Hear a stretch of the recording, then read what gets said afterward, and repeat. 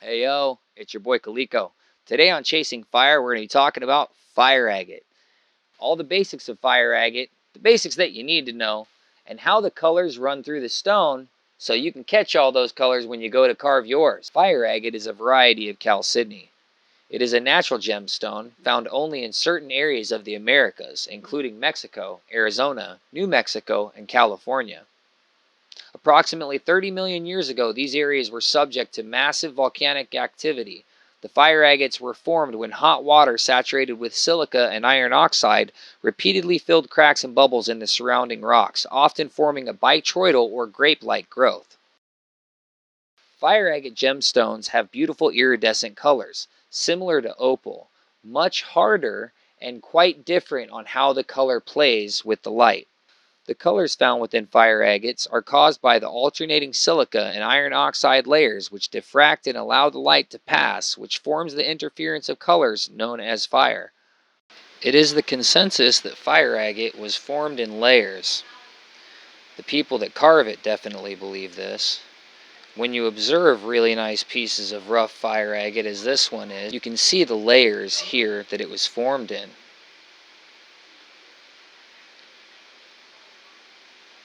Being that the fire agate formed in layers, the color also tends to sit in layers. Carving away the layers of the agate that you don't want in order to expose the colory fire agate that you do want is a true art form. A bit time consuming, but well worth the effort if done properly. This specimen is not quite done properly.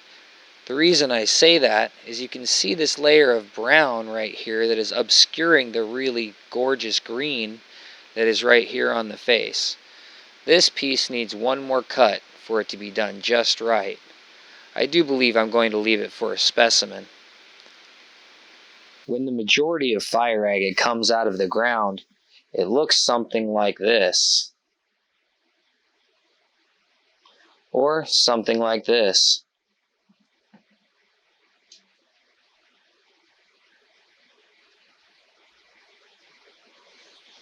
Possibly something like this.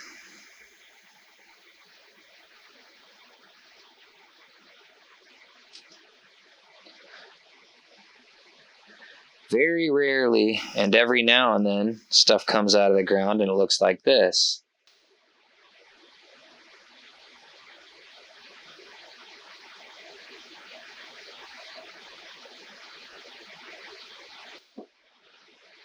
Every now and then you have a piece of stone that comes out of the ground. Might not be very big. I mean, as far as a ring stone, it's going to be a very nice sized stone. But it's like the size of your hand or something. It's might not be that big, but something this big can be missed very easily. Now on this stone, I worked the side of it a little bit so far, but I haven't worked the top of it yet at all. Generally, fire agate color runs the same way that the agate tends to lay. So in nature, it tends to work with gravity, although if you were to open up a pocket, you would very easily find a fire agate hanging off of a ceiling or a wall of a cavity like this. But it tends to be on how the bitroidal is formed is how the color is going to lay in the stone. And specifically, it also lays over it, as in like if you were to think of a bowl of ice cream and dripping chocolate on that bowl of ice cream, the chocolate would lay over all of the ice cream and coat it. And that's pretty much how the colors in fire agate work. Is like if we look at this piece of rough, if you were to look at how the layers inside of the rough work, it's like everything sort of was drizzled on top, one layer after another. Now, as this solidified or crystallized millions of years ago, it could have very well been all one jelly that solidified bitroidally like this, as crystals can do, or it very possibly might have been that it was formed over time with one bit of silica enriched liquid covering another in different layers. And at carving the stone, that's definitely how you want to work. You're working in layers.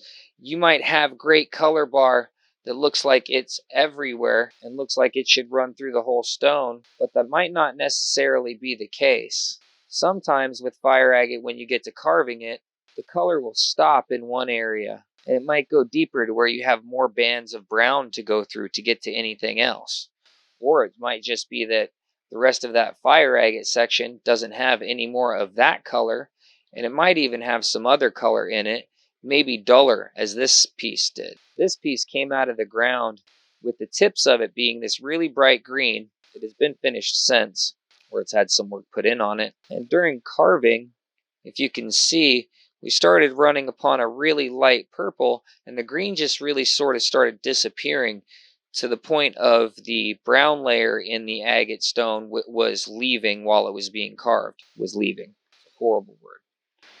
Not all color bars are the same, and not all color bars run the same length or distance along a stone either, as this one will show. This really bright green stops right at that line right there, almost a water line, but below it there is a little bit of a browner green that also has a hint of purple in it. So the super bright green didn't run the whole stone, but there was still some good color just below it on another layer. And it can have brown layers of agate or even clear layers of agate in between colorful layers of fire agate. And colorful layers of fire agate can even just be sitting very lightly on top of other sections of fire agate, like this piece right here. This came out of the ground looking just like this. The only treatment of any kind this piece of agate has had is it was rubbed on my pant leg. And it used to have a really nice red eye on top of it, but believe it or not, my jeans rubbed the little red eye off, and now it's just a nice green sheen that you can see, which tends to be underneath this other coating that's right on top. But if you really look, it looks like that section of green is not very deep on the agate itself, like it's just a line running through the top, and there's not going to be any other color right below that. So being like that, I would expect the rest of the gemstone is probably going to be like that. There's some other darkness in the gemstone, but when I go to carve this, I'm totally going to start on these big clear sections up here and try and see how big of the gemstone that actually runs to this green section down here, because it's going to be really easy to lose that green section. Although it might be a long time before I ever carve this fire agate, because it's such an amazing specimen just the way it sits. And it's very large.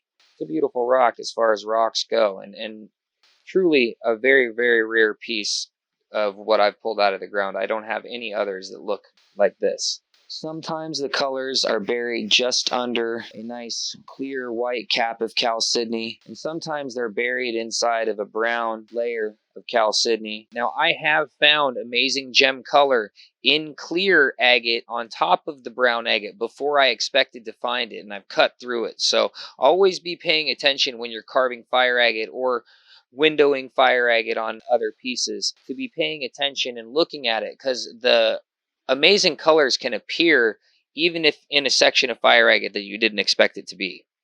This has a lot of white chalcedony on it.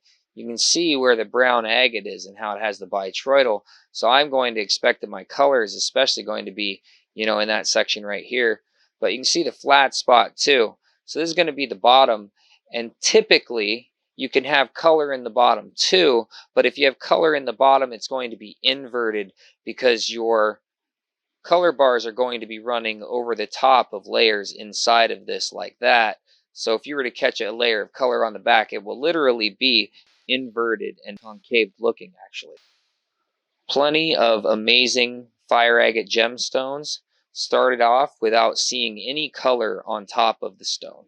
Amazing stones can come out of stones that you don't see any color on top of, but they have the great shape and they came out of the right area to have great color. Sometimes mining fire agate is so difficult because the hardness of the rock that it comes out of is so ridiculously hard. Just getting pieces like this whole and unbroken, can be extremely difficult. Fire agate is a stone that you cannot judge by its cover. Just because you find a white rock that does not look like it has any fire in it does not mean that it won't. Really, you want to be paying attention that you're in an area that does have fire agate, so you can find some of the brown reddish colored iron agate or chalcedony inside of the rock, because then if you carve that, inside of that you might find truly gem grade color. See, fire agate is definitely a stone you cannot judge a book by its cover. What's inside is definitely better than what's on the outside the majority of the time. A little bit of luck and persistence out of a good area that has good colored fire agate will tend to prove some really nice stones. Here we have an amazing color bar that was exposed when this piece first came out of the ground. I wasn't meaning to break this piece off of the bigger piece of agate that it came from. It just happened to do that. And as you can see right in the center of the color bar area, which tends to be a really bright green, there is a divot with some brown and a hint of orange in the center of it. That's a piece of the color bar that got broken, and it's just a really good representation of how thin the color bars can be in fire agate. They can also be very directional sometimes, depending on the thickness of the color bar, or very ghost-like. Not all color bars are created equal. Some colors will be very vibrant and super bright like this one, and some will be a bit dull or undertoned, or just wispy colors on top of brown. Sometimes that can be exposed to be a really bright gemstone, and sometimes that's just the way the coloring of the stone is. It just depends on the fire agate. Sometimes there are multiple color bars sitting on top of each other without brown agate lines in between. Those can be some truly startling stones.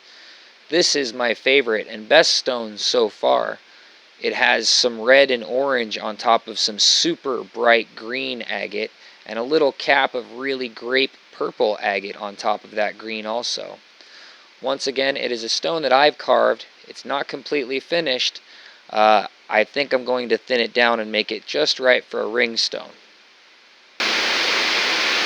Well, I hope you both enjoyed this episode of Chasing Fire and it was helpful to you. If you found it insightful, if it helped you in some way, if you think it'll help others, please share this video with them. Whether it's on Facebook or Twitter or whatever social sphere you're in, if you have people that this video will benefit, please share that with them, because that will then benefit this channel, because all those thumbs up and all those shares, that's what really helps drive this channel's growth. Well, that's totally it for this episode of Chasing Fire on the Mining America channel. I love you for watching. Don't forget to do all the supporting you can by sharing this video to anybody that might want to watch it. Hit that thumbs up button and talk about me when you're drinking coffee at work. I love you for watching, and I'll see you in the dirt soon. Hopefully. I got things in the works, man. I'm trying, I swear.